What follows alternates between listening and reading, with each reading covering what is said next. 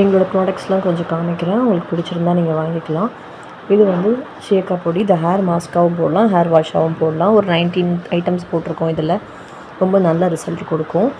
இது வந்து எண்ணெய் வந்து டை போட வேண்டாம்னு நினைக்கிறவங்க, அதுக்கப்புறமா வந்து தலையில் வந்துட்டு உங்களுக்கு இது போட்டோன்னா உங்களுக்கு இளநரையெல்லாம் கொஞ்சம் போக ஆரம்பிக்கும்.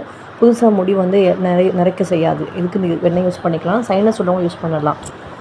இந்த எண்ணெய் வந்து ஆலோவேராலாம் போட்டு யூஸ் பண்ணிக்கிறனால இதில் வந்து சைனஸ் உள்ளவங்க யூஸ் பண்ண முடியாது. மற்றவங்க உடம்பு ஹீட் பாடி உள்ளவங்க யூஸ் பண்ணிக்கலாம். ஹேர் ஃபால் இருக்காது, டேண்ட்ரஃப்லாம் இருக்காது.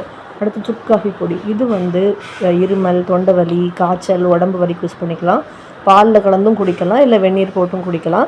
இது வந்து கருப்பட்டி போட்டு குடித்தோன்னா ரொம்ப டேஸ்ட் ரொம்ப நல்லாயிருக்கும். பனங்கற்கண்டு மட்டும்தான் இதில் ஆட் பண்ணியிருக்கோம்.